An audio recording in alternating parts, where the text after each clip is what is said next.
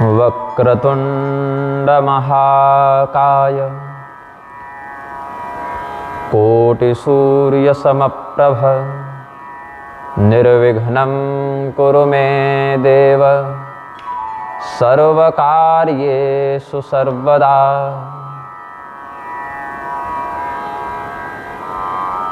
विशुद्धज्ञानदेहाय त्रिवेदी दिव्यचक्षुषे श्रेयः प्राप्तिनिमित्ताय नमः सोमार्धधारिणे। मंगलं कौशलेन्द्राय महनीय गुणाब्धये चक्रवर्तितनूजाय सार्वभौमाय मंगलम्। अज्ञानतिमिरान्धस्य ज्ञानाञ्जनशलाकया चक्षुरुन्मीलितं येन तस्मै श्रीगुरवे नमः।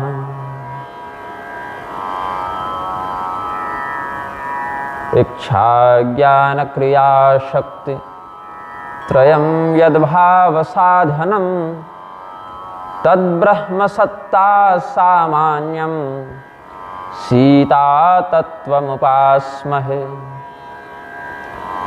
आत्तसज्जधनुषा विशुस्पृशा वक्षया सुगनिषङ्गसङ्गिणौ रक्षणाय मम रामलक्ष्मणावग्रतः पथि सदैव गच्छताम्। नक्षत्रग्रहताराणामधिपो विश्वभावनः तेजसामपि तेजस्वी द्वादशात्मन्नमोऽस्तु ते। गोस्पदीकृतवारीशं मशकीकृतराक्षसं रामायणं महामालारत्नं वन्दे नीलात्मजम्। अञ्जनानन्दनं वीरं जानकी शोकनाशनं कपीशमक्षहन्तारं वन्दे लङ्काभयङ्करम्।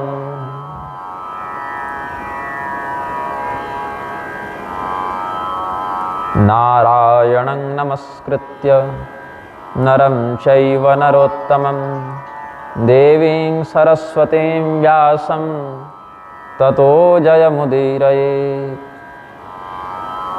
तव तत्त्वं न जानामि कीदृशोऽसि महेश्वर यादृशोऽसि महादेव तादृशाय नमो नमः।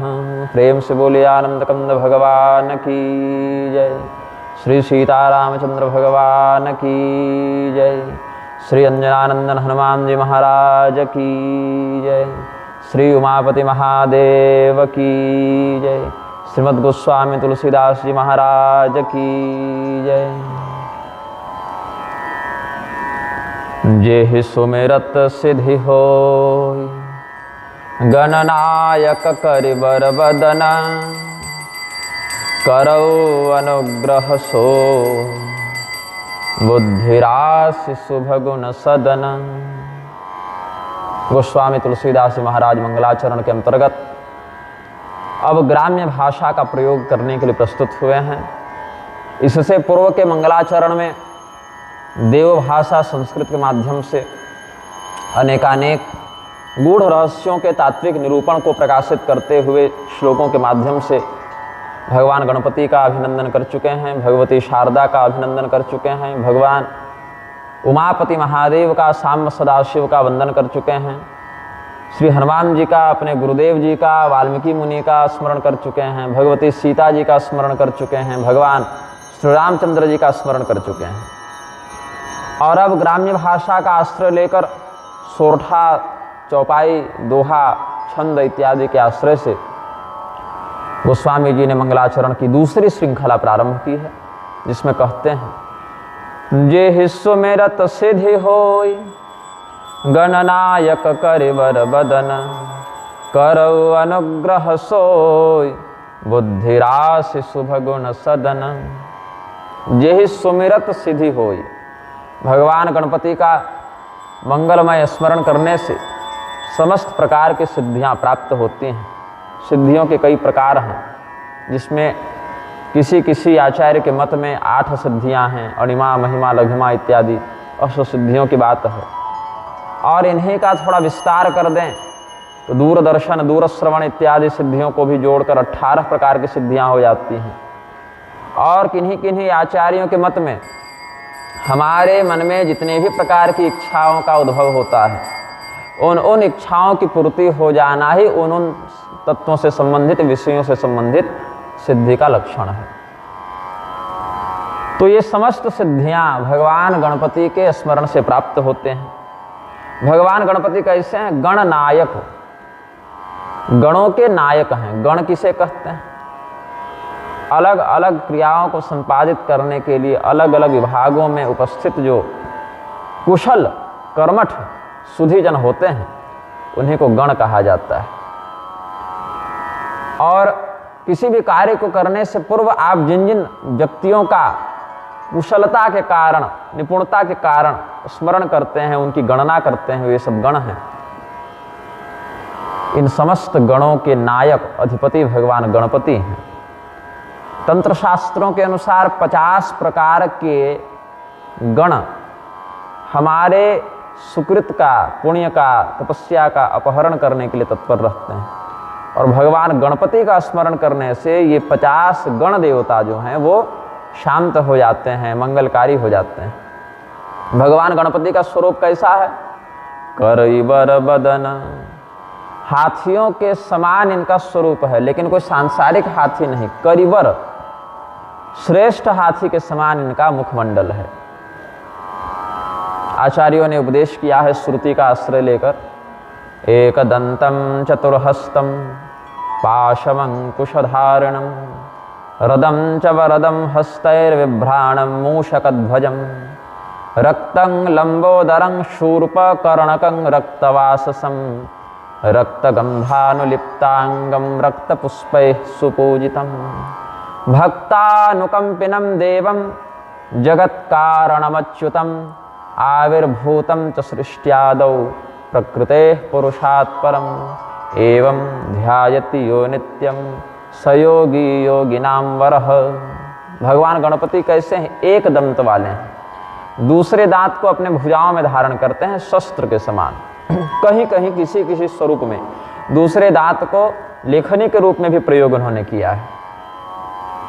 चतुर्हस्तम, 4 भुजाओं से युक्त हैं, हाथ में पाश, अंकुश इत्यादि उपकरणों को धारण किया हुआ। वरद मुद्रा के माध्यम से अपने उपासक को, अपने आराधक की अभिष्ट संसिद्धि को पुष्ट करते हैं। मूषकध्वजम, जैसे भगवान नारायण गरुड़ ध्वज हैं, भगवान महादेव वृषध्वज हैं, वैसे ही भगवान गणपति मूषक ध्वज हैं। इनका प्रधान वाहन और प्रधान वाहन के चिन्ह से सुशोभित ध्वज चूहे से अलंकृत है। लाल रंग का इनका विग्रह है, लंबोदर हैं, शूर्पकर्णकम, सूप के समान चौड़ा इनका कान है। लाल रंग के परिधान ये पहनते हैं, लाल रंग का चंदन लगाते हैं, लाल रंग के पुष्पों की माला पहनते हैं और अपने भक्तों पर अत्यंत करुणापूर्वक कृपा करके उसके अभिष्ट को प्रदान करते हैं। जो जड़ प्रकृति है और जो देह में अवस्थित चेतन है, उनसे परे मूल प्रकृति से युक्त ये परब्रह्म है, ऐसा भी आचार्यों ने उपदेश किया है। तो ऐसे भगवान गणपति का स्मरण गोस्वामी जी कर रहे हैं और निवेदन करते हैं, करो अनुग्रह सोई, हमारे ऊपर वो गणपति भगवान अनुग्रह करें। परमात्मा के 5 प्रकार के कृत्य प्रधान हैं। पहला कृत्य है सृष्टि करना, दूसरा कृत्य है स्थिति पालन करना, तीसरा कृत्य है संहार करना, चौथा कृत्य है अनुग्रह करना और 5वां कृत्य है निग्रह करना। तो सृष्टि को करने के लिए परमात्मा जब अपने स्वरूप को साकार करते हैं, सक्रिय करते हैं, तो उनको ब्रह्मा कहा जाता है अथवा हिरण्यगर्भ कहा जाता है, अथवा और भी तात्विक दृष्टि से विचार करें तो सूर्य देव का स्वरूप भी इसी में लक्षित हो जाता है।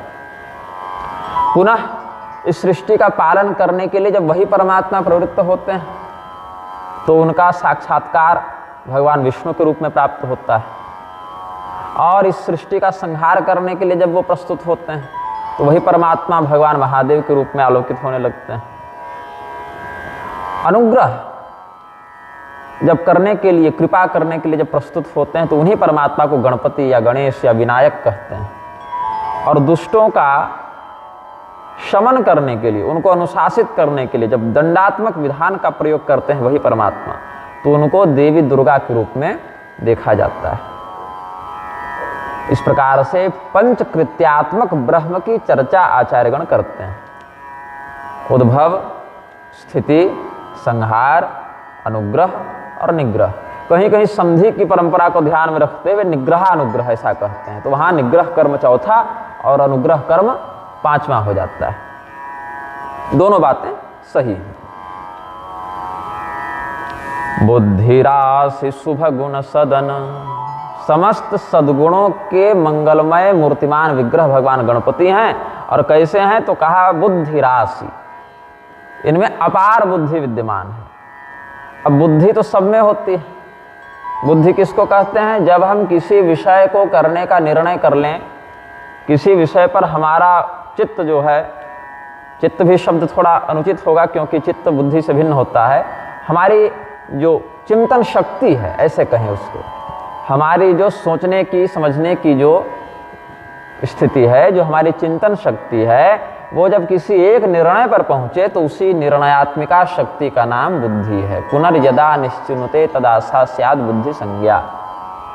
जब हम किसी काम को करें या न करें ऐसा विचार करते हैं, संकल्प और विकल्प करते हैं, उधेड़ बुन में रहते हैं, तो उस समय यदा तो संकल्प विकल्प बुद्धिया मनस्तदा, जब क्या करें क्या न करें ऐसा विचार करते हैं, इस काम को करें या न करें ऐसे उधेड़ बुन की स्थिति होती है तो मन कहलाता है। और वही मन जब एक निर्णय पर पहुंच जाता है तो उसको बुद्धि कहते हैं। वही बुद्धि जब उस क्रिया के माध्यम से अलग अलग अंगों को प्रेरित करती है क्रियाओं के लिए तो उसी को अहंकार कहते हैं। कर्ताभिमान से युक्त हो जाता है वह अंतःकरण, और उसी किए हुए कृत्य का बारंबार संस्कारवश प्रवृत्तिवश चिंतन करता है तो उसको चित्त कहते हैं। तो भगवान गणपति बुद्धि की खान है, बुद्धि के समूह हैं, भंडार हैं। बुद्धि भी दो प्रकार की होती है, सुबुद्धि भी है और दुर्बुद्धि भी है। तो दुर्बुद्धि तो असुरों में भी होती है, दुर्बुद्धि तो मूर्खों में भी होती है, विवेकहीन व्यक्ति में भी होती है। उसको कल्याण का मार्ग नहीं कहते हैं। बुद्धि एक ऐसी हो कि हमें उचित और अनुचित का विवेक प्रदान करने वाली हो। बुद्धि के भी कई प्रकार हैं ना, 3 प्रकार तो प्रधानता से बुद्धि के समझे ही जाने चाहिए। भगवान श्री कृष्ण ने श्रीमद् भगवद गीता में बुद्धि के 3 प्रकार बताए हैं प्रधानता से। प्रवृत्तिम च निवृत्तिम च कार्याकार्ये भयाभये बंधम मोक्षम च या वेत्ति बुद्धि सा पार्थ सात्विकी। सबसे बढ़िया, उत्तम, श्रेष्ठ सात्विक बुद्धि कौन सी है?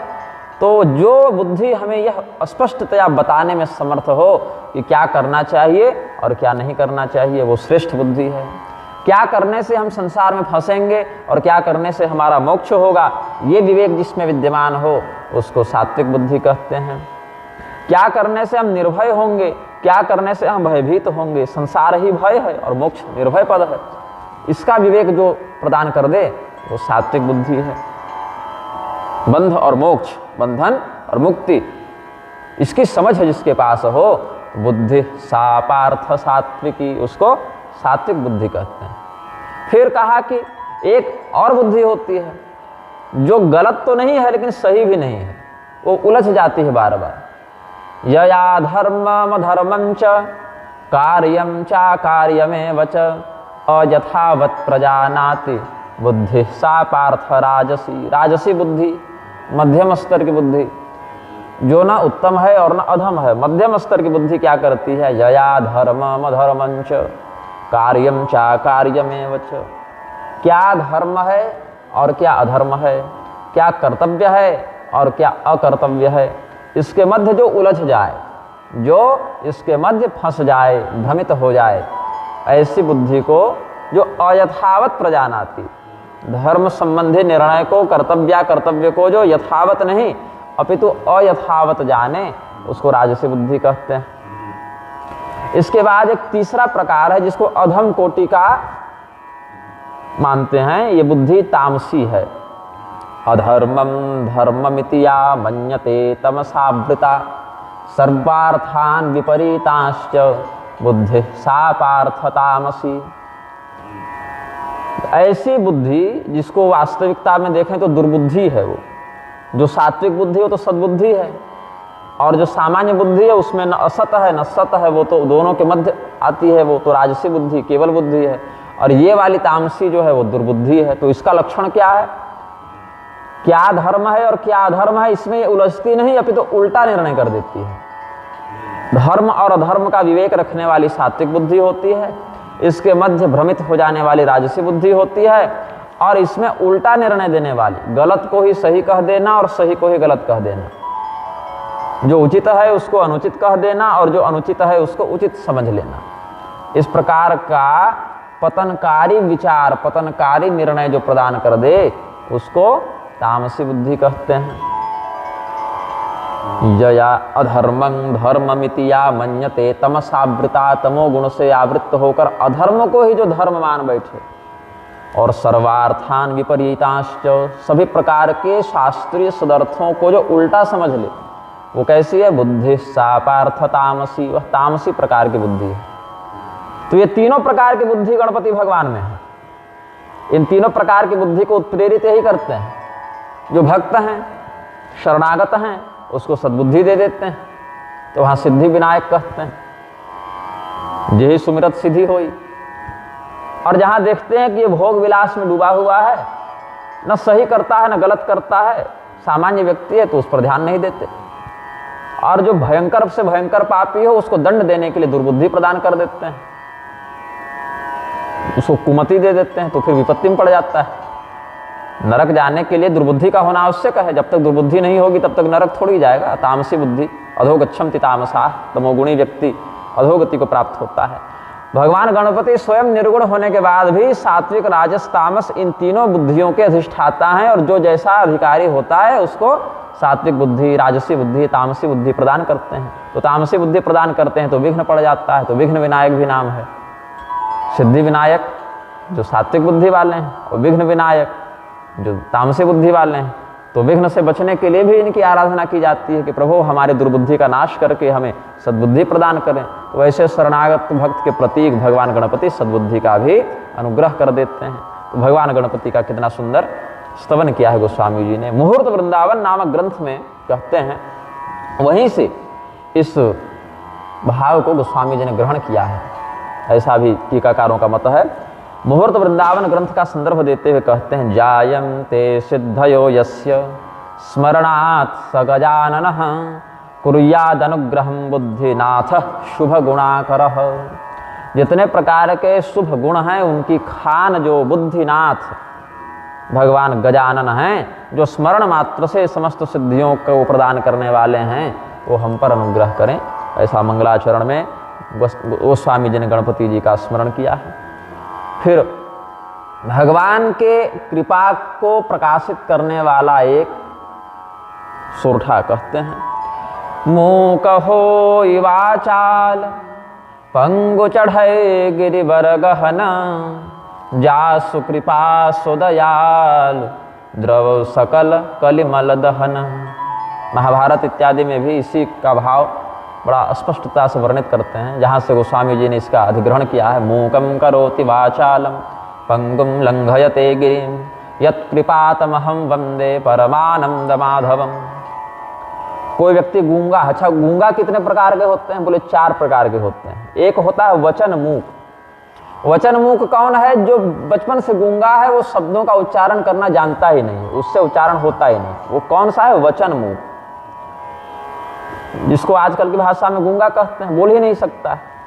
दूसरा होता है अज्ञान मूक। अज्ञान मूक क्या करता है, उस विषय में नहीं जानता है इसीलिए चुप है, अज्ञानी है। ऐसे सामान्यता जो व्यवहार की भाषा है वो तो बोल लेता है, गूंगा नहीं है, लेकिन ज्ञानी नहीं है, अध्येता नहीं है, इसीलिए अज्ञान के कारण बहुत जगहों पर चुप रहना पड़ता है। दूसरा होता है धर्ममुख। धर्ममुख क्या है, जब तक उससे कोई पूछे नहीं वो बताता नहीं। ना पृष्टम कस्यचित ब्रूयात। जब तक कोई पूछे नहीं तब तक उसको बताना भी नहीं चाहिए। तो यहाँ पर अपृष्ट व्यक्ति किसी को कुछ उपदेश नहीं करता, ऐसा भी स्मार्त मत कहता है, स्मृतियों का अनुशासन है। तो धर्ममुख, धर्म की मर्यादा कहाँ पर बोलनी है और कहाँ पर नहीं बोलनी है, इसको जानकर वह चुप रहता है। अधिकारी के सामने बोलता है और अनधिकारी के सामने गूंगा हो जाता है। और चौथा होता है ज्ञान मूक। एक अज्ञान मूक था और एक ज्ञान मूक था। ज्ञान मूक क्या हो गया? जैसे जड़ भरत जी हो गए, इतने बड़े ब्रह्मज्ञानी हो गए कि संसार से बोलना ही बंद कर दिया। किससे बोलें, क्या बोलें, संसार नश्वर है, इसके लिए वाणी का विलास क्यों करें। दत्तात्रेय भगवान और ऋषभदेव अवधूतावस्था में इतने बड़े महात्मा हो गए कि फिर वो मौन धारण कर लिए, परम शांति को प्राप्त हो गए। तो ऐसा भी एक गूंगा है, जो ब्रह्मज्ञानी गूंगा है वो क्या है? ज्ञान मूक है। लेकिन उसमें ब्रह्मज्ञान के कारण उसको इंद्रियगत क्रियाओं में रुचि नहीं है, इसीलिए वो मूक है। तो 4 प्रकार के मूक होते हैं। तो यहाँ पर चारों प्रकार के अर्थों को अलग अलग भाव से व्यक्त किया जा सकता है।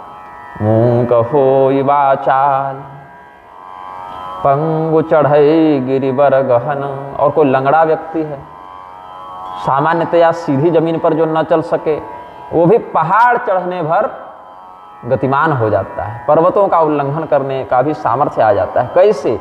यदि उस पर भगवान की कृपा हो जाए।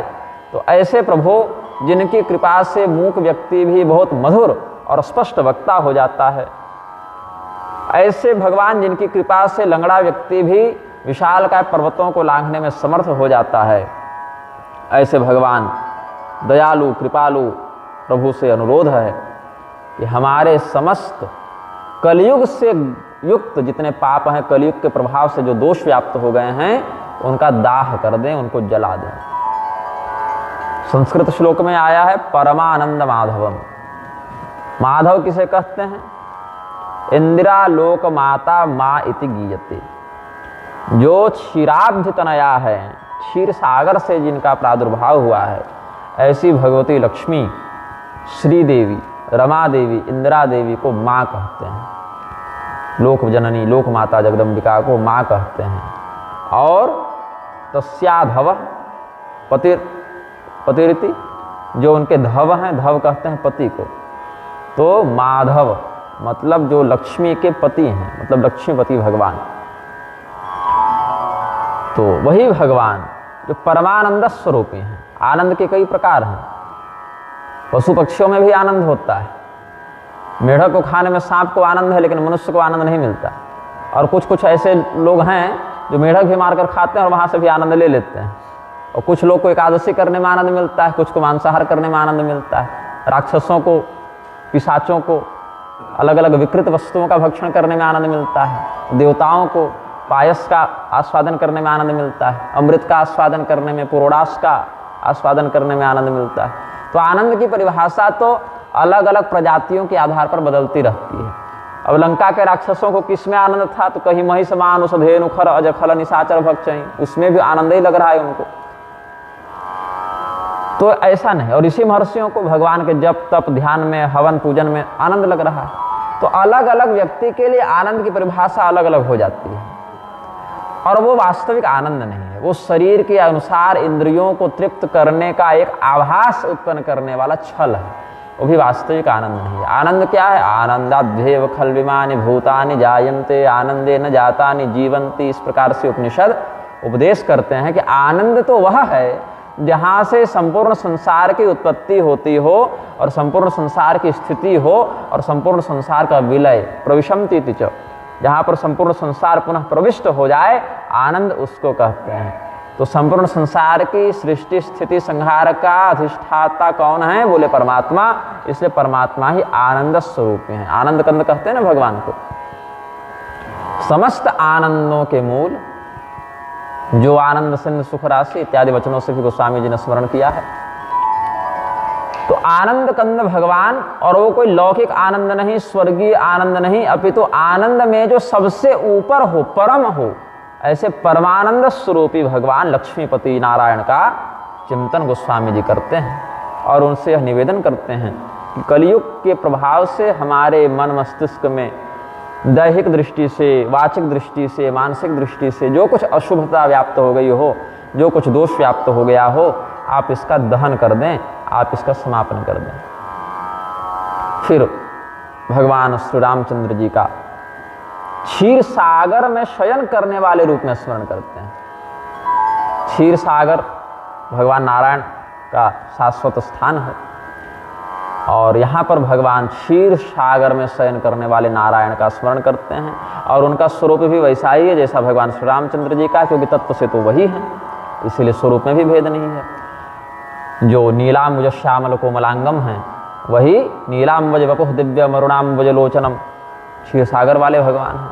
तो नारद पांचरात्रादि के मत में यह उपदेश करते हैं, नीलाम्बुज वपुः दिव्य मरुणाम्बुज लोचनम स्मरामि हृदि तं देवं क्षीर सागर शायिनम। वह देवता, वह परम ब्रह्म, वह भगवान जो क्षीर सागर में निवास करते हैं, जिनका शरीर नीले रंग के कमल के समान सुशोभित है, आलोकित है, जो दिव्य हैं, जिनके नेत्र कमल के समान सुंदर विकसित हैं, उनका हम अपने हृदय में स्मरण करते हैं। ये नारद पांचरात्र का भाव गोस्वामी जी ने बहुत सुंदर सोरठा में व्यक्त किया है। नील सरोरुह श्याम तरुण अरुण वारिज नयन करौ सुमम उरधाम सदा क्षीर सागर शयन। यहाँ पर क्षीर सागर निवासी भगवान नारायण का, उनको नारायण क्यों कहते हैं? आपो नारा इति प्रोक्ता आपो वै नरसूनवः। ये श्लोक बहुत प्रसिद्ध है, ये श्लोक बहुत पुराणों में आया है, महाभारत इत्यादि में भी सिद्धांत का प्रतिपादन किया गया है, विष्णु धर्मोत्तर पुराण आदि में किया गया है, विष्णु पुराण में विशेष करके किया गया है, हरिवंश पुराण में किया गया है, ब्रह्मांड पुराण आदि में भी इस प्रकार का निरूपण आचार्यगण करते हैं। तो कहते हैं कि जल, आप शब्द है जल के लिए, उसको नार कहते हैं और अयन कहते हैं निवास स्थान को। तो जल में जो निवास करें उनको नारायण कहते हैं, अथवा जीव को नार कहते हैं, और जीव में जो निवास करें, हृदय में जो वास करें, उनको नारायण कहते हैं। ये सब अर्थ अलग अलग ग्रंथों के आधार पर आचार्यगण वर्णित करते हैं। फिर भगवान महादेव जी का स्मरण किया है गोस्वामी जी ने। कुंद इंदु समदेह उमारमण करुणा अयन। अयन निवास, जहाँ पर करुणा वास करे, करुणा के जो भंडार हो, करुणा जिनके अंदर भरी हुई हो। रामायण क्यों कहते हैं? भगवान श्री रामचंद्र जी इसमें वास करते हैं, भगवान का ही घर है, भगवान का ही निवास स्थान है। तो भगवान श्री राम का अयन होने से इसको रामायण कहते हैं। और भगवान महादेव जी का स्मरण यहाँ किया गया करुणायन के रूप में। करुणा अयन संधि कर देंगे तो करुणायन शब्द बनेगा, मतलब करुणा जिनमें वास करे। भगवान महादेव का हृदय बड़ा दयालु है, करुणा से युक्त है। और स्वरूप उनका कैसा है? तो कुंद का पुष्प जैसे दिखे, एकदम सुंदर सफेद, चंद्रमा का जैसा प्रकाश हो, बिल्कुल उज्जवल सफेद आभा मंडल चंद्रमा का श्वेत शुभ्र होता है। कुंद इंदु समदेह उमारमन करुणा अयन जाहि दीन परनेह करौ कृपा मर्दन मयन। मयन किसको कहते हैं? जो मन में उत्पन्न हो उसको मयन यहाँ पर संकेत किया, कामदेव को मयन कहते हैं। और मर्दन मयन, मयन कामदेव का मर्दन कौन किए थे? भगवान महादेव जी भस्म किए हैं कामदेव को। तो कामदेव दो प्रकार से व्यक्ति को व्याप्त करता है, एक तो धर्म सम्मत रीति से करता है और एक धर्म विरुद्ध रीति से करता है। जो व्यक्ति गृहस्थी हैं, अपनी पत्नी के माध्यम से अपनी वंश परंपरा को बढ़ाने के लिए शास्त्रीय विधान से जब अग्रसर होंगे तो वहाँ शास्त्र सम्मत काम का व्यवहार होगा, तब वो पुरुषार्थ कहलाएगा। धर्म अर्थ काम मोक्ष में काम भी एक पुरुषार्थ है, लेकिन वहीं पर केवल इंद्रिय तृप्ति के लिए अशास्त्रीय विधि से अगर भोगोपभोग में लगे रहें तो वो पतनकारी हो जाता है। तो जो काम धर्म सम्मत है वो तो भगवान का ही स्वरूप है। केतुमाल वर्ष नामक स्थान में भगवती लक्ष्मी जी कामदेव स्वरूपी भगवान नारायण की स्तुति करती हैं, ऐसा भागवत महापुराण इत्यादि में भी वर्णन है। और भगवान भी कहते हैं धर्मा विरुद्धो भूतेषु कामोस्मि भरतर्षभ, कि धर्म सम्मत काम का जो व्यवहार है वो मेरा ही विभूति योग समझ लो। लेकिन गृहस्थियों के लिए इतनी छूट है, विरक्तियों के लिए तो हर प्रकार का काम अशास्त्रीय ही कहलाएगा। तो जो भी काम, जो भी इच्छा, जो भी आसक्ति हमें भगवान से विमुख कर दे और इस संसार में फंसाए रखे, उन समस्त आपत्तियों का, कामनाओं का आप मर्दन कर दें प्रभु। ऐसा निवेदन किया है गोस्वामी जी ने भगवान महादेव के प्रति कि जिनका चंद्रमा के समान, कपूर के समान, कुंद पुष्पक के समान शुभ्र श्वेत कलेवर है, जो भगवती उमा के पति हैं, उमा के प्रिय हैं, उमा रमण हैं, जैसे राधा रमण भगवान कृष्ण जी हैं, सीता रमण भगवान श्री राम जी हैं, लक्ष्मी रमण भगवान नारायण है, वैसे उमा रमण भगवान शिव हैं। और समस्त प्रकार की करुणा जिनके अंदर समाहित है, अपने दीन से दीन भक्त पर भी जिनकी बड़ी कृपा होती है, बड़ा प्रेम जो निछावर करते हैं, ऐसे भगवान महादेव हम पर भी कृपा करें। मदन शब्द संस्कृत में आया है तो अपभ्रंश में मयन कह देते हैं। उमा संहिता आगमुक्त ग्रंथ है। उमा संहिता बहुत विस्तृत ग्रंथ है जिसका कुछ भाग अभी प्राप्त होता है। उसमें भी भगवान महादेव जी ने श्री रामचंद्र जी की कथा सुनाई है। वो तांत्रिक रामायण समझ लीजिए उसको। ऐसे एक तो उमा संहिता शिव पुराण में भी है, लेकिन उमा संहिता एक भिन्न आगम ग्रंथ है, वैष्णवागमों में उसकी गणना हो जाती है। वहाँ पर भी महादेव जी ने श्री राम कथा बताई है पार्वती जी को। तो कुंदेन्दु कर्पूरतनुर ह्युमेश करुणार्णवः दीन स्नेहकर कुर्यात् कृपाम मदन मर्दनः। मदन का, कामदेव का मर्दन करने वाले करुणा के समुद्र, करुणा सागर भगवान महादेव, जो भगवती उमा के पति हैं, उमाधव हैं। एक माधव हैं और एक उमाधव हैं। माधव कौन हो गए? भगवान नारायण। और उ लगा दें तो उमाधव हो गए भगवान महादेव। तो कुंद, पुष्प, चंद्रमा, कर्पूर इत्यादि के समान जिनका स्वरूप बड़ा उज्जवल है। आरती इत्यादि में कहते हैं ना, कर्पूर गौरम करुणावतारम। ऐसे ही आरती का मंत्र है नहीं, ये तो प्रणाम का मंत्र है। कर्पूर शब्द से आनयन करके आरती इत्यादि में भी व्यवहार इसका करते हैं, इस मंत्र का। तो भगवान महादेव कर्पूर के समान गौर वर्ण के हैं, अपने दीन से दीन भक्त पर भी स्नेह करते हैं, करुणा सागर हैं, कामदेव का मर्दन करने वाले हैं। ऐसे महादेव जी हम पर भी कृपा करें। फिर अपने गुरु जी का स्मरण किया, लेकिन गुरु जी का यहाँ नाम नहीं लिया, प्रत्यक्ष नाम नहीं लिया, क्योंकि यह सिद्धांत, श्रुति सिद्धांत प्रतिपादित किया गया है। देवता और गुरु में अभेद मानकर भी व्यवहार होता है, और जहाँ पर गुरु का नाम प्रत्यक्ष लेते न बने, वहाँ देवता के नाम के बहाने गुरु के परिचय देने की भी मर्यादा शास्त्र वर्णित करते हैं। तो आत्म नाम गुरोर्नाम नामाति कृपणस्य च श्रेयस्कामो न गृह्णीयात् ज्येष्ठापत्य कलत्रयोः। 5 व्यक्तियों का नाम नहीं लेना चाहिए। अपना नाम नहीं लेना चाहिए, अपने गुरु का नाम नहीं लेना चाहिए, बहुत कंजूस व्यक्ति का भी नाम नहीं लेना चाहिए, अपने बड़े पुत्र का नाम नहीं लेना चाहिए, और अपनी पत्नी का नाम नहीं लेना चाहिए। बोले बाकी तो समझ में आता है, लेकिन अपना नाम नहीं लेंगे तो कैसे काम चलेगा? संकल्प में अपना नाम लेना है, परिचय देने में अपना नाम लेना है, कोई पूछे आप कौन है तो अपना नाम लेना है। तो यहाँ तात्पर्य क्या है? नाम शब्द का बहुत प्रकार से व्यवहार होता है। यश को भी नाम कहते हैं, अरे उसका समाज में बड़ा नाम है, ये भी कहते हैं, मतलब बहुत प्रशंसनीय व्यक्ति है। चाहे बदनाम है, मतलब उसका यश अच्छा नहीं है, अपकीर्ति है उसके जीवन में। तो जहाँ पर यश का अर्थ लगाना संभव है, वहाँ यशात्मक नाम लगाए, और जहाँ पर परिचयात्मक नाम लेना, वहाँ परिचय संबंधी व्यवहार करे। जैसे आत्म नाम, अपना नाम न ले, तात्पर्य है आत्म प्रशंसा न करे। हम बहुत बड़े व्यक्ति हैं, बहुत ज्ञानी हैं, बहुत भक्त हैं, बहुत सुंदर हैं, बहुत पराक्रमी हैं, इस प्रकार से अपनी प्रशंसा न करे।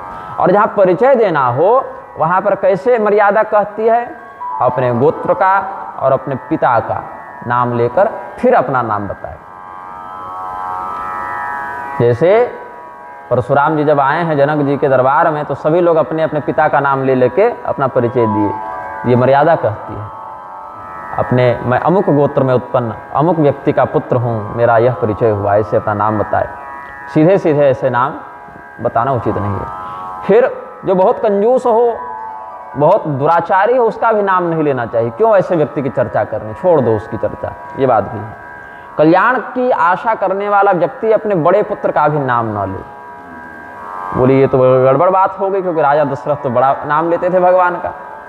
तो बड़े पुत्र का नाम जो है न ले से तात्पर्य है आयु नाश भी होने की संभावना होती है, नजर लगने की संभावना होती है। ये सब भी कुछ संतों का चिंतन है। कारण तो शास्त्र में उतना स्पष्ट उल्लिखित नहीं है, लेकिन वर्णन है तो कोई ना कोई पीछे कारण होगा, तो इस पर अलग अलग महात्मागण चिंतन व्यक्त करते हैं। तो अलग अलग नाम भी इसीलिए घर में पुकारो नाम रखे जाते हैं। एक आधिकारिक नाम होता है और एक घर में पुकारने के लिए प्रेम का एक नाम रखते हैं, नकली नाम होता है। अब आजकल चिंटू पिंटू रिंकू रख देते हैं ये सब ना रखें, कुछ दूसरे प्रकार का प्रयोग करें। तो रघुनंदन, तात, वत्स इत्यादि भी तो व्यवहार है ना, हे तात, हे वत्स। इस प्रकार से अपनी पत्नी का नाम नहीं ले। पत्नी के लिए पति का नाम लेना और पति के लिए पत्नी का नाम लेना दोनों शास्त्र विरुद्ध है। तो भगवान ने हे सीते क्यों कहा, और भगवती सीता जी का जब हरण करके रावण ले जा रहा तो भगवान का नाम लेके क्यों पुकार रही थी। तो तात्पर्य है परिचय देने के समय, बहुत प्रेम पूर्वक व्यवहार करने के समय, एकांतिक प्रेम के समय और आपत्ति के समय ये मर्यादा नहीं रहती। आपत्ति रहेगी तो पुकारना पड़ेगा। बहुत ज़्यादा एकांतिक प्रेम का प्रसंग है, वहाँ नाम ले सकते हैं, या परिचय देने में नाम ले सकते हैं, लेकिन न लें तो ज़्यादा अच्छा है। ये नियम अपरिहार्य नियम नहीं है कि नहीं लेना है, अपितु न लें तो विशेष मर्यादा होती है। और गुरु का भी नाम नहीं लेना चाहिए। गुरु का नाम अगर लेना पड़ ही जाए तो नारायण, देव, स्वामी, महाराज इस प्रकार की उपाधि विभूति लगाकर ही गुरु जी के नाम का परिचय देना चाहिए। सीधे सीधे नाम लेकर परिचय नहीं देना चाहिए। उनसे पहले भगवान या गुरुदेव, स्वामी, महाराज, नारायण, देव ये सब लगा के व्यवहार करना चाहिए। तो गोस्वामी जी के गुरु जी का क्या नाम था, तो बताते हैं कि नरहरि दास महात्मा के ये शिष्य थे। कुछ कुछ इनको नरहरियाचार्य भी कहते हैं, क्योंकि आचार्यवान पुरुषो वेद, व्यक्ति जो आचार्यवान है वही परमात्मा को जान पाता है। और गोस्वामी जी परमात्मा तत्व से युक्त थे तो आचार्य की संगति किए थे, तो आचार्य भी लगाते हैं। कुछ लोग नरहरियाचार्य कहते हैं तो भी कोई दिक्कत नहीं है, और नरहरिदास कहते हैं तो वैष्णवों के मध्य दासांत नामों की भी परंपरा है, तो इससे भी कोई आपत्ति नहीं है। लेकिन यहाँ पर नाम कैसा लिया, इष्टदेव से अभिन्न नाम लिया है। श्रुति कहती है यस्य देवे परा भक्तिर यथा देवे तथा गुरौ तस्यते कथिता ह्यर्था प्रकाशन्ते महात्मनः।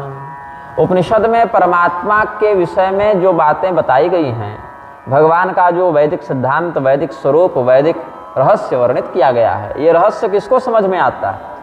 पढ़ तो लिया, सुन तो लिया, लेकिन क्या हम यह कह सकते हैं कि समझ भी लिया? तो नहीं। समझ में उसी व्यक्ति को आएगा जो अपने इष्टदेव में, परब्रह्म में और अपने गुरुदेव में भेद नहीं देखेगा। अब भेद नहीं देखेगा मतलब क्या हुआ भाई? ये भी हो सकता है कि भगवान की आराधना कर रहा है, पंचामृत से भगवान को नहवा रहा है, तो गुरु जी को भी बैठा के पंचामृत डाल दे। तो ऐसा नहीं।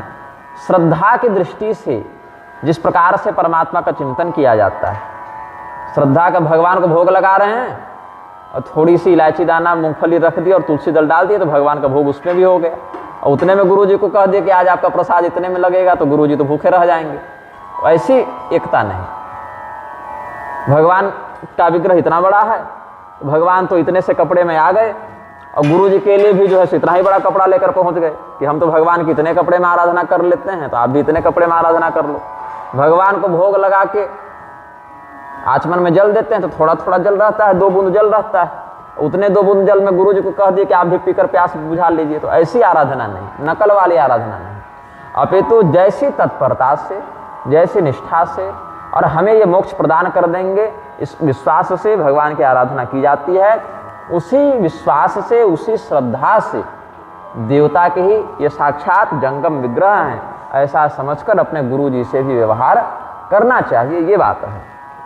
और जिसमें इस प्रकार का गुरु और इष्ट का ऐक्य प्रतिपादित करने वाला भाव हो, ऐसी पराभक्ति जिनमें विद्यमान हो, वे साधक ही वेदों में बताए गए परमात्म निरूपित ज्ञान को, परमात्म निरूपक ज्ञान को तत्वतः जान पाते हैं। तो यहाँ पर अपने गुरु जी के स्मरण में अब गोस्वामी जी प्रवृत्त होते हैं। वंदो गुरुपद कंज कृपा सिंधु नर रूप हरे, महामोहतम पुंज जासु बचन रवि कर निकर। गुरुपद कंज, कंज कहते हैं कमल को। हमारे गुरु जी के जो चरण हैं वो कैसे हैं? कमल के समान हैं, आनंददायक हैं, विकसित हैं, कोमल हैं। और हमारे गुरु जी कैसे हैं? तो कृपा सिंधु हैं, करुणा के सागर हैं, नर रूप हरि, मनुष्य के रूप में साक्षात भगवान का ही स्वरूप गुरु होते हैं। तो नर रूप हरि, यहाँ पर नर और हरि, नरहरि नाम हो गया गुरु जी का। अब सीधे नाम तो ले नहीं सकते, तो बीच में रूप घुसा दी, तो नर और हरि दोनों पदों का विच्छेद हो गया और रूप घुसा दिए कि मनुष्य रूपी भगवान, ये भी अर्थ लग गया और गुरु जी का संकेत भी हो गया। तो गुरु जी ने क्या किया? महामोहतम पुंज, भयंकर से भयंकर जड़ांधकार में जो जीव को फंसा कर रखे, ऐसे अज्ञान पुंज को, तमोगुण के पुंज को अपने वचन मात्र से दूर कर देते हैं। जैसे सूर्योदय के समय अज्ञान समूह नष्ट हो जाता है। अज्ञान किस रूप में व्याप्त करता है? अंधकार के रूप में व्याप्त करता है। जो अंधकार रात्रि में व्याप्त हो जाता है, उससे व्यक्ति तमोग्रस्त हो जाता है, ठीक ठीक देख नहीं पाता, ठीक ठीक व्यवहार नहीं कर पाता। तो जैसे अज्ञान के कारण हमारी क्रियाएं बाधित होती हैं, वैसे ही अंधकार के कारण भी हमारी क्रियाएं बाधित होती हैं।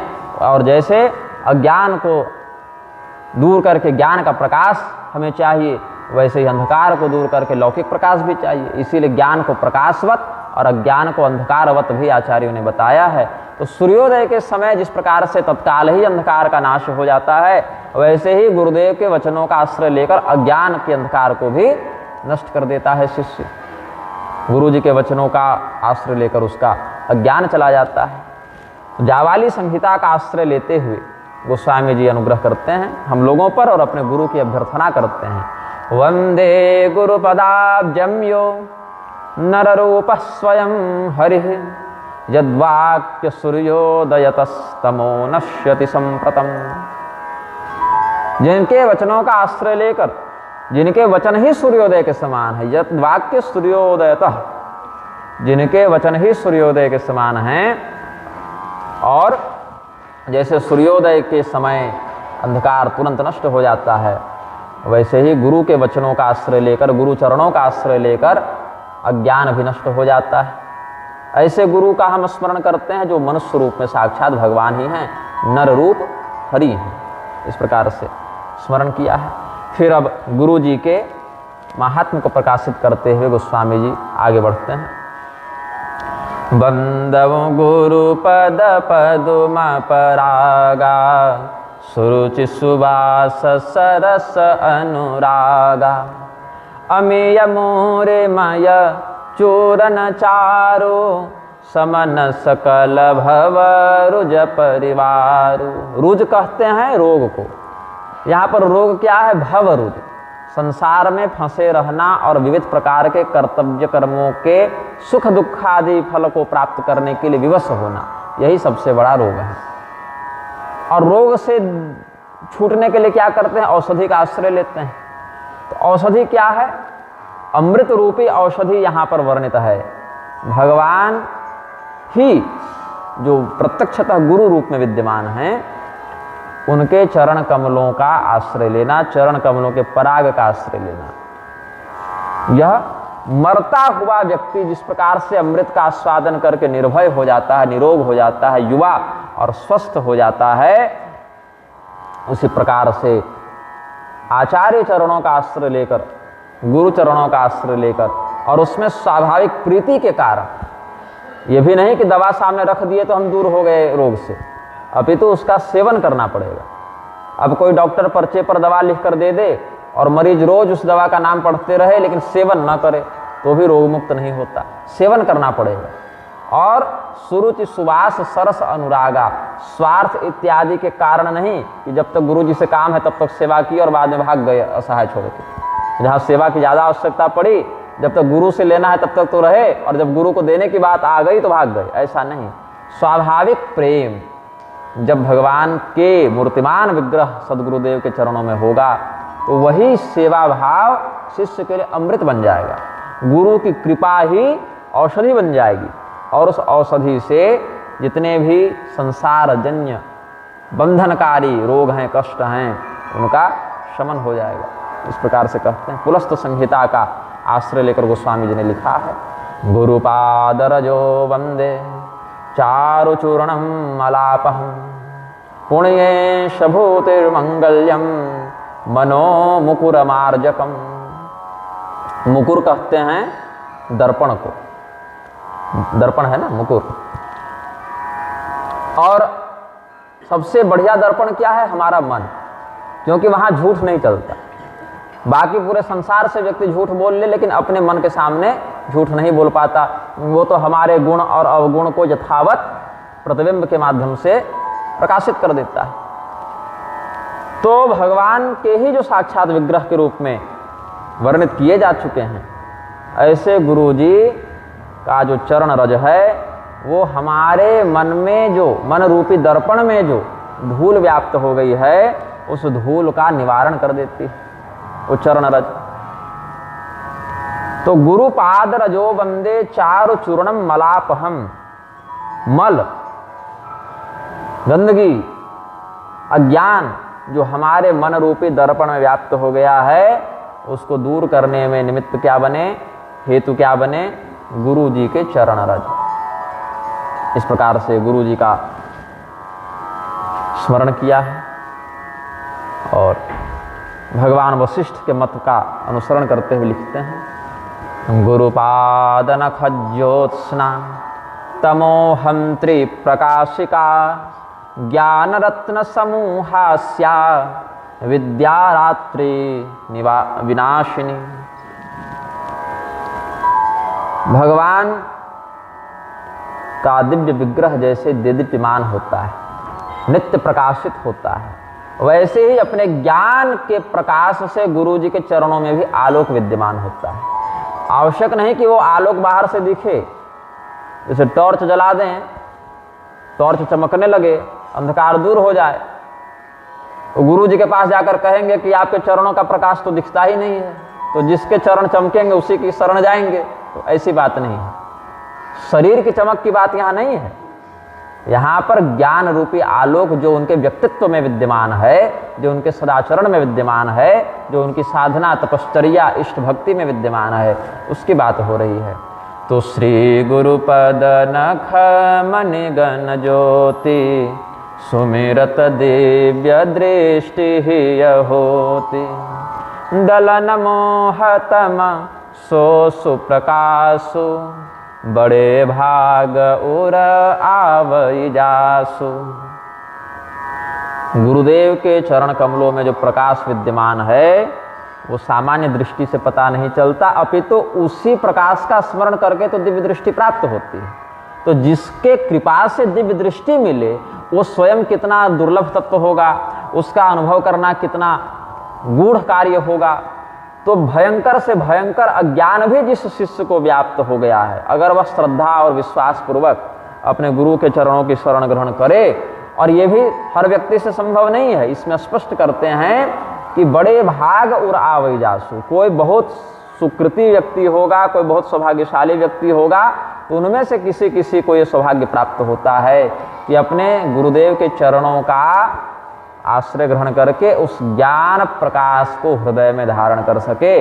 और एक बार जब यह प्रक्रिया पूर्ण होती है तो दिव्य दृष्टि उसको प्राप्त होती है, और उस दिव्य दृष्टि से परमात्मा का साक्षात्कार भी करता है। तो गुरुपाद नख ज्योत्स्ना तमोहम त्रिप्रकाशिका, तमो गुण का, अंधकार का हनन करने वाली, ज्ञान रत्न के समूह के समान जिसका स्वरूप है, दिव्य प्रकाश जिसमें विद्यमान है, गुरुदेव के चरणों के नख मणिचंद्रिका में जो ज्योत्सना विद्यमान है, वह हमारे अविद्या रूपी रात्रि का विनाश करे। गुरुपाद नखज्योत्स्नातमो हंत्री प्रकाशिका ज्ञान रत्न समूहास्या विद्या रात्रि विनाशिनी। इस प्रकार से स्मरण किया है वो स्वामी जी ने। उघरहि बेमल विलोचन ही के मिटहि दोष दुख भवर जनी के। सूझहि रामचरित मणि मानिक गुपुत प्रकट जहाँ जो जेहि खानिक। दो प्रकार के नेत्र हैं। एक तो जो हमारे बाहर के संसार को देखने के लिए नेत्र हैं, जो सबके पास लगभग विद्यमान होते हैं। किसी किसी प्रारब्धवशात किसी किसी को किसी किसी जन्म में अंधत्व इत्यादि दंड मिल जाता है। जैसे अगस्त संहिता में भगवान महादेव जी ने कहा है, रौरव इत्यादि नरकों से जो लोग लौट कर आते हैं, जिनका थोड़ा बहुत पाप बच जाता है, उनको भगवान उन पापों से शुद्ध करने के लिए कुछ शारीरिक रोग दे देते हैं कि और भी जल्दी इसके पाप दूर हो जाए। तो किसी को लंगड़ा बना देते हैं, किसी को अंधा बना देते हैं, किसी को बहरा बना देते हैं। जो भी रौरव इत्यादि के पाप से बचे हुए छोटे मोटे पाप हों, उनको दूर करने के लिए ऐसा दंड दे देते हैं भगवान। फिर उस दंड को प्राप्त करके व्यक्ति शुद्ध हो जाता है। तो पंगबंध बधिरादय ऐसा कह के महादेव जी ने अगस्त संहिता में देवी पार्वती को कहा है कि लंगड़ा हो जाना, अंधा हो जाना, बहरा हो जाना, ये सब जो शारीरिक विकलांगता है, ये सब किसी न किसी पाप के माध्यम से व्यक्ति में दिख जाते हैं। अंधो दीपापहारिष्यात्, ये सब भी वचन हैं। या गोघनस्याद, इस प्रकार के वचन भी मिलते हैं कि पूर्व जन्म में दीपक बुझाने वाला व्यक्ति भी अंधा होता है। दीपक बुझाने से तात्पर्य है कि कहीं भगवान की पूजा के लिए दीपक जलाया गया हो, या कहीं मार्ग को प्रकाशित करने के लिए दीपक जलाया गया हो, और दुर्भावना से वशीभूत होकर अंधकार करने के उद्देश्य से कोई दीपक बुझा दे, तो भगवान उसके नेत्रों की ज्योति भी छीन लेते हैं। गाय इत्यादि के साथ क्रूरतापूर्वक व्यवहार करने वाला, गाय को प्रताड़ित करने वाला व्यक्ति भी कालांतर में अगले जन्म में अंधा हो जाता है। तो इस प्रकार के अलग अलग शास्त्रीय बातें हैं। तो यहाँ पर कह रहे हैं कि हृदय में जो नेत्र है उसका प्रसंग आया। बाहर के संसार का अनुभव करने के लिए, भौतिक जगत का अनुभव करने के लिए भगवान ने चमड़े की आंखें दी हुई हैं, नेत्र गोलक दिए हुए हैं। उसमें अपने अपने प्रारब्ध के अनुसार ज्योति का संचार होता रहता है, लेकिन उससे ये तत्व दर्शन नहीं हो पाता। तत्व दर्शन करने के लिए आंतरिक दृष्टि की आवश्यकता है। आंतरिक दृष्टि कैसे प्राप्त होती है? शास्त्रीय रहस्य को समझने से। और शास्त्र गुरुगम्य विषय है, अपने से पढ़कर समझने वाला विषय नहीं है। अपने से पढ़कर अभ्यास किया जाता है, स्वाध्याय किया जाता है। किस बात का? जो गुरुजी पढ़ा चुके हैं उस बात का। पहले पहले तो गुरुमुख से ही विद्या का अध्ययन करे और फिर बारंबार उसका अभ्यास करता रहे, उसका स्वाध्याय करता रहे। तो जब गुरुजी के चरणों का ध्यान करते हुए हृदय के नेत्रों में जो आवरण लगा है वो खत्म हो जाए, हृदय के नेत्र, आंतरिक चक्षु, आंतरिक दृष्टि खुल जाए, तो उनको दर्शन होता है। किसका? भगवान श्री रामचंद्र जी का जो दिव्य चरित्र है, रहस्य कथानक है, उस कथानक का दर्शन हो जाता है। जैसे मिट्टी से खान ढकी हुई है, खान के अंदर अलग अलग अनमोल रत्न होते हैं, माणिक्य, लाल इत्यादि होते हैं, लेकिन बाहर से मिट्टी है तो वो दिखता नहीं। प्रयत्न पूर्वक जब हम मिट्टी का आवरण हटाते हैं तो अंदर के खान में जो मणि है उसका हम दर्शन कर पाते हैं। मणि का प्रकाश भी ढका हुआ है, क्योंकि ऊपर मिट्टी है, या गड़ा हुआ खजाना है, ऊपर मिट्टी है, तो हम देख नहीं पाते कि अंदर क्या तत्व है। फिर कोई विशेषज्ञ बता दे कि यहाँ पर धन है, यहाँ पर रत्न है, यहाँ पर माणिक्य है, मणि है, और उसको प्राप्त करने की विधि बता दे, तो बताएगा कौन कि अंदर रत्न है? जिसने पहले उसका दर्शन किया हो, तो जानता हो कि यहाँ है। तो गुरु जी भगवान को जान चुके हैं, इसलिए गुरु पद पर आरूढ़ हैं, और भगवान का तत्व वो जानते हैं, और अपने शिष्यों को भी अनुग्रह करके भगवान के तत्व का उपदेश करते हैं। तो यहाँ पर कहा गोस्वामी जी ने कि सूझहि रामचरित मणि मानिक गुपुत प्रगट जहाँ जो जेहि खानिक। अलग अलग गुप्त स्थानों पर जो भगवत कथा रूपी मणि छिपी हुई है। भगवान की कथा एक ही ग्रंथ में है ऐसी बात नहीं है, अनेकानेक वैदिक मंत्रों में भगवान की कथा का रहस्य छिपा है, स्मृतियों में छिपा है, पुराणों में छिपा है, रामायण भी अलग अलग ऋषियों ने अपनी अपनी परंपरा में बताए। तो जिस जिस परंपरा में जिस जिस परंपरा में जो जो रहस्य बताए गए भगवान की कथा से संबंधित, उन स्थानों में जो दिव्य भाव विद्यमान है, अपने गुरु की कृपा से जब व्यक्ति के ज्ञान चक्षु खुल जाते हैं, तब वो दिव्य माणिक्य, वो दिव्य रत्न, कथा रूपी रत्न का दर्शन होता है। गुरुपाद नखज्योत्स्ना स्मरणात् हृदय लोचनम गुप्तम च मणिमाणिक्य रूपम पश्यन्ति केशवम। इस प्रकार से पौराणिक मत का आश्रय लेकर गोस्वामी जी लिख रहे हैं। अब पाणिनि शिक्षा का आश्रय लेकर, व्याकरण के अद्भुत आचार्य हुए हैं भगवान पाणिनि। 28 दिनों तक इन्होंने भगवान शिव की तपस्या की थी। पहले तो इनकी प्रज्ञा विशेष नहीं थी, थोड़े मंदबुद्धि जैसे थे। अब मंदबुद्धि भी नहीं कह सकते, विद्वान तो थे, लेकिन गुरुजी जिस प्रकार का व्याकरण पढ़ाते थे और इनके गुरु भाई जितने निपुण थे, वैसी प्रखरता इनमें नहीं थी, तो उनकी तुलना में मंदबुद्धि थे। तो अपने जीवन की इस निरर्थकता से खिन्न होकर जंगल चले गए और भगवान महादेव की आराधना करने लगे। और मात्र 28 दिनों में इन्होंने भगवान महादेव का दर्शन प्राप्त कर लिया। और भगवान महादेव जब प्रकट हुए तो इन्होंने व्याकरण का ज्ञान मांगा, तो माहेश्वर परंपरा का व्याकरण 14 सूत्रों में भगवान महादेव जी ने दे दिया। अयुण रिलरिक एयों अयो छयवरट लन जमगणनम छभय खड़दस जबगड़दस खफ छटथ चटतौ कपय सससर और हल, इसको अक्षरामनाय कहते हैं। येनाक्षर समामनाय मधिगम्य महेश्वरात् कृत्स्नम व्याकरणम प्रोक्तम तस्मै पाणिनये नमः। ये व्याकरण पढ़ने वाले विद्यार्थी प्रणाम करते हैं पाणिनि भगवान को कि अक्षरामनाय, अक्षर समामनाय, सम्यक प्रकार से उस ज्ञान को भगवान महेश्वर से जिन्होंने प्राप्त किया और वही 14 सूत्र से पूरे व्याकरण महासागर को मथित कर दिया, निर्माण कर दिया। कृत्स्नम व्याकरणम प्रोक्तम, ऐसे महर्षि पाणिनि को हम प्रणाम करते हैं। तो पाणिनि जी का सिद्धांत भी गोस्वामी जी यहाँ पर कृतज्ञतापूर्वक ग्रहण कर रहे हैं। पाणिनि जी ने क्या लिखा था? पाणिनि शिक्षा में, अब शिक्षा से तात्पर्य यह है कि गुरु जी ने जो बताया उसमें मंगलाचरण शिष्य स्वयं से भी व्यक्त करते हैं अपनी अपनी परंपरा में। तो यहाँ पर पाणिनि शिक्षा के अनुशासन में कहते हैं अज्ञानांधस्य लोकस्य ज्ञानांजन शलाकया, और इसका पाठभेद मिलता है कि अज्ञानतिमिरांधस्य ज्ञानांजन शलाकया, दोनों बातें हैं, अर्थ एक ही है। और चक्षुरुन्मीलितं येन तस्मै श्री गुरवे नमः। और पाणिनि भगवान के शिष्य कहते थे कि चक्षुरुन्मीलितं येन तस्मै पाणिनये नमः। भाव क्या है, सार क्या है श्लोक का? अज्ञान रूपी अंधकार से समाज के नेत्र बंद हो गए हैं, उनके देखने की क्षमता खत्म हो गई है, समाप्त हो गई है। नेत्रों में रोग हो गया है, जैसे मोतियाबिंद हो जाता है तो नेत्रों में देखने की क्षमता घटती जाती है, और जितना तगड़ा पर्दा चढ़ेगा मोतियाबिंद का, वैसा वैसा व्यक्ति अंधत्व को प्राप्त होता जाएगा। पहले कुछ कम दिखेगा, फिर कुछ धुंधला दिखेगा, फिर कुछ भी नहीं दिखेगा। तो जिसका अज्ञान जिस स्तर का है, अज्ञान भी अलग अलग स्तर का होता है। कोई व्यक्ति अगर अज्ञानी है तो ये नहीं कह सकते कि वो कब समझेगा। ब्रह्मदेव को जब शंका हुई भगवान के विषय में तो 4 ही श्लोक में भगवान का तात्पर्य समझ गए, और जब परीक्षित जी को शंका हुई तो हजारों श्लोकों में उनको समझाना पड़ा।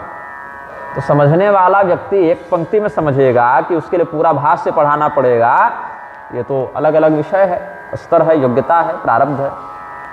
तो अज्ञान रूपी अंधकार से जो समाज अंधा हो गया है, ज्ञान रूपी सुरमा लगाकर, औषधि लगाकर उसके नेत्र के उस रोग को दूर करने वाले गुरुदेव को प्रणाम है। इस प्रकार से पाणिनि शिक्षा का ही पाठ भेदात्मक भाव ग्रहण करते हुए कहते हैं यथा सुवंजन अंजिदृग साधक सिद्ध सुजान कौतुक देख ही शैल बन भूतल भूरि निधान।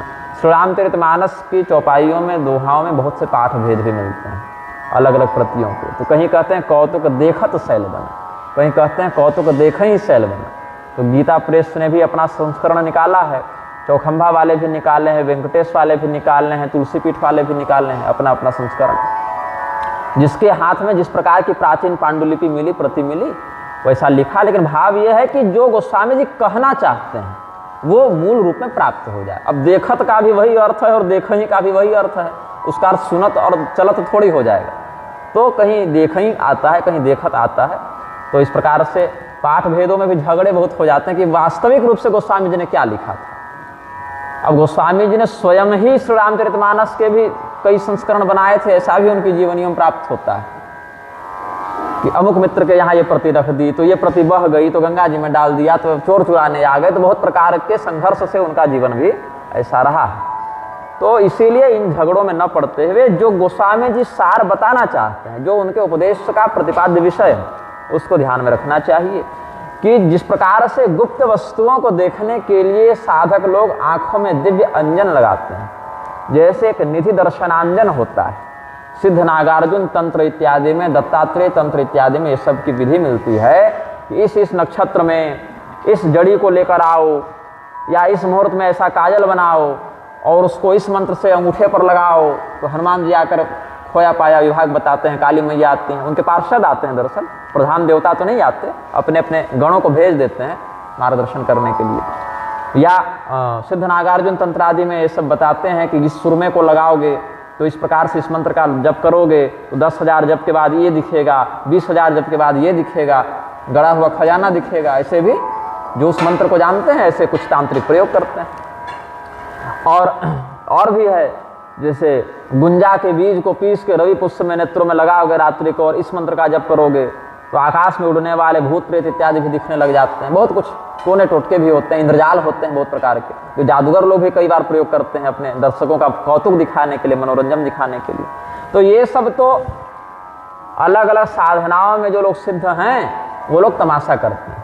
लेकिन यहाँ पर कैसे सिद्ध की बात की है गोस्वामी जी ने, साधक सिद्ध सुजान, जो तमाशा वाला नहीं है अपितु ज्ञानी है, विवेकी है, ऐसा सिद्ध व्यक्ति जब ज्ञान रूपी अंजन को लगाता है तो परमात्मा का तत्व उसको दिखता है, जो बड़ा गूढ़ है, जो बड़ा सूक्ष्म है, जो सामान्य दृष्टि से ज्ञात नहीं होता।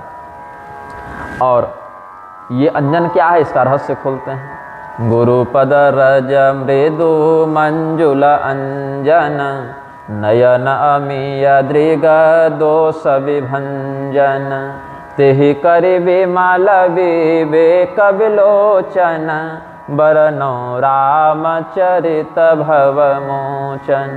गोस्वामी जी ये रहस्य खोल रहे हैं हम सभी श्रद्धालुओं के लिए, भगवत भक्तों के लिए। गोस्वामी जी ने ये सिद्धांत प्रकाशित किया है कि ये जो अंजन है, सिद्ध अंजन है, इसकी क्षमता में, इसके प्रभाव में कोई कमी नहीं। मतलब जैसे कहते हैं ना, वैद्य जी ने सिद्ध दवा दी है, उसका परीक्षण करके उसके प्रभाव को देख लिया गया है कि क्या असर पड़ता है। क्योंकि ज्ञान बताने के 4 प्रक्रिया है, ज्ञान ऐसे सीधे सीधे बताने का विषय नहीं, उसकी प्रक्रिया क्या कहती है, अधीत बोधाचरण प्रचारण। पहले ज्ञान का अध्ययन हो, गुरुमुख से विधिवत उसका अध्ययन हो, फिर उसका चिंतन हो, बोध हो उसका कि गुरु जी ने जो पढ़ाया तो हम कुछ गलत तो नहीं सुन लिए, गलत तो नहीं समझ लिए, जो गुरु जी बताना चाहते थे वही बात यथावत तो समझे। फिर आचरण करो उसका, आचरण में जब वह बात सिद्ध हो जाए, गुरु जी ने बता दिया, आपने समझ लिया, उसका आचरण करके स्वधर्मनिष्ठ हो गए, तब उसका प्रचार करने का, उसका उपदेश करने का अधिकार प्राप्त होता है। अब ये परंपरा नष्ट होती जा रही है, पढ़ना बंद हो गया, चिंतन मनन बंद हो गया, आचरण बंद हो गया, अब उपदेश केवल बच गया। तो जिसके मन में जो भाव आता है तो सही गलत जिसको जैसा मन करता है सो बोलता है, बताता है। तो उसमें 2 बातें अच्छी भी होती हैं, 2 बातें बुरी भी होती हैं, कुछ शास्त्र सम्मत बातें भी आ जाती हैं और कुछ मिलावटी बातें भी आ जाती हैं, अशास्त्रीय भ्रामक बातें भी आ जाती हैं। तो परंपरा क्या है, पहले तो गुरुमुख से पढ़ो, फिर उसका बारंबार अभ्यास करो, चिंतन करो, उसके अर्थ का निरूपण मस्तिष्क में बैठा लो, फिर अपने वर्ण धर्म के अनुसार, आश्रम धर्म के अनुसार कर्तव्य का आचरण कर लो। और इतना जब हो जावे तब किसी अधिकारी के पास उस ज्ञान का उपदेश करके उसकी परंपरा को आगे बढ़ाओ।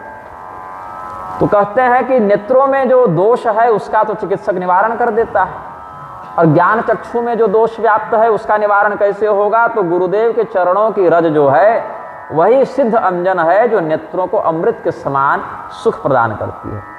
अब इसका अर्थ ये नहीं कर सकते हैं, इसका अब लौकिक अर्थ लगा लेंगे तो गुरु जी के चरणों से धूल लेके नेत्रों में लगा लिए तो बालू गड़ने लगेगा आँख में, ऐसी बात नहीं। ये तो तात्विक नेत्रों की बात है, क्यों ये चमड़े की आंख में अंजन लगाने की बात नहीं है। गुरु जी के चरण रज को मस्तक पर लगाओ ये तो ठीक है, लेकिन इस चौपाई का आश्रय लेकर आंखें में डालने और भगवान दिखने लगे ऐसा अर्थ भी नहीं है, क्योंकि यहाँ पर जो नेत्र हैं वो अंतस्थित नेत्र हैं, उघर हैं विमल विलोचन ही के पहले स्पष्ट कर चुके हैं। वो नेत्र तो हृदय के नेत्र हैं, ज्ञान चक्षु हैं, दिव्य दृष्टि वाले नेत्र हैं, सांसारिक दृष्टि वाले नेत्र नहीं है। विवेक विलोचन कहा, विवेक रूपी नेत्रों की यहाँ पर बात है। तो अपने गुरु जी के जिनका स्मरण पहले कर चुके हैं, और अन्य परंपराओं में भी जो पूर्वाचार्य ऋषि महर्षि हो जाते हैं उनको भी गुरु के ही समान समादरणीय समझना चाहिए, क्योंकि गुरु शरीर का नाम नहीं है, गुरु चेहरे का नाम नहीं है, गुरु एक स्थिति का नाम है, एक पद का नाम है, एक परंपरा का नाम है। तो जिनसे हम दीक्षित हुए वो भी गुरु ही हैं, और उनके गुरु भी गुरु हैं, उनके गुरु भी परम गुरु, परात्पर गुरु, परमेष्ठी गुरु, ये सब हैं। कोई शिक्षा गुरु हैं, कोई दीक्षा गुरु हैं।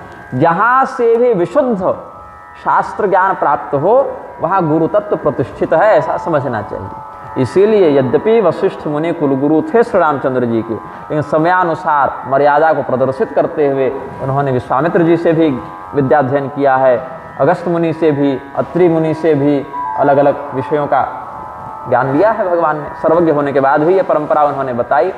भगवान कृष्ण जब आए तो सांदीपनि मुनि से तो विधिवत ज्ञान ग्रहण किया, लेकिन समयानुसार धौम्य मुनि से, वेदव्यास जी से, उपमन्यु जी से अलग अलग विषयों का मार्गदर्शन लेते रहते थे। तो भगवान सर्वज्ञ होने के बाद भी जब ये मर्यादा को स्थापित करते हैं तो उसमें कहते हैं भृंगवत चरेत। भृंगवत चरेत का क्या अर्थ है? जैसे एक भंवरा पुष्प के पराग को ध्यान में रखता है और जिस जिस पुष्प से वो पराग प्राप्त हो सकता है वहां वहां जाकर उसका संग्रह कर लेता है, उसी प्रकार से गुरु तत्व एक पद है, एक स्थिति है, और जहां से वह तत्व ज्ञान प्राप्त हो उसको गुरुवत ही स्वीकार कर लेना चाहिए, इसमें दुराग्रह नहीं करना चाहिए।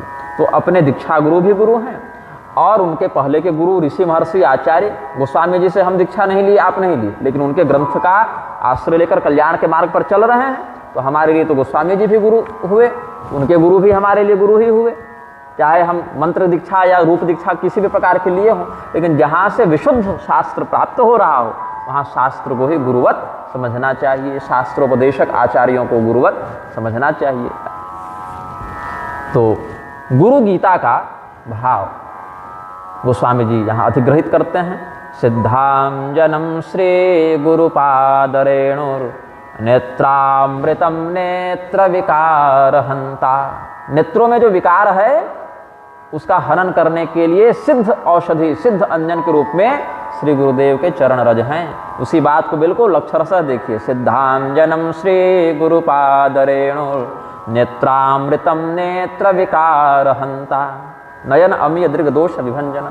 तो जो व्यक्ति गुरु गीता नहीं पढ़ा होगा, पाणिनि शिक्षा नहीं पढ़ा होगा, पद्म पुराण नहीं पढ़ा होगा, उमा संहिता नहीं पढ़ा होगा, लेकिन केवल श्री रामचरितमानस पढ़ ले तो इतने इतने ग्रंथों का सार उसको समझ में आ जाए कि तत्व क्या है, सन्मार्ग क्या है, कितना बड़ा परिश्रम किया है गोस्वामी जी ने और कितना बड़ा अनुग्रह किया है। और उस पर भी उन्होंने कभी ये नहीं बताया कि हमने देखो समाज पर कितनी बड़ी कृपा कर दी, ये एहसान नहीं जताया, कोई अहंकार नहीं किया, कह दिया कि स्वांतः सुखाय तुलसी रघुनाथ गाथा। ये तो भगवान का आदेश था, हमारा सौभाग्य कि हमने ये सेवा कर दी और ये केवल अपनी शांति के लिए, प्रसन्नता के लिए हमने कर दिया। तो ये उनकी उदारता है। ये उदारता सामान्य व्यक्ति के पास नहीं हो सकती। कृत्वा मलेते न विवेक नेत्रे, उन विवेक रूपी नेत्र को निर्मल करके, संस्कृत में कहते हैं कृत्वा मलेते न विवेक नेत्रे रामायणम वच्मि जगद्हिताय ते ही करे विमल विवेक विलोचन बरनौ रामचरित भवमोचन। तो कई बार ऐसा होता है कि आधुनिक प्रतियों में, पाठों में ये सब श्लोक किंबा नहीं भी मिलते हैं, लेकिन जब गोस्वामी जी ने ये प्रतिज्ञा की कि नाना पुराण निगमागम सम्मतम यत्, तो उनको अपनी दिव्य दृष्टि से, गुरु कृपा से, भगवान जिनके लिए साक्षात्कार है उनके लिए कौन सा तत्व जानना दुर्लभ हो गया होगा। भगवान की जिन पर साक्षात कृपा हो वो तो बैठे बैठे पूरे आगम निगम के विशेषज्ञ हो जाते हैं। तो लुप्त ग्रंथों के भी उन सिद्धांतों को गोस्वामी जी जानकर वर्णित कर देते हैं।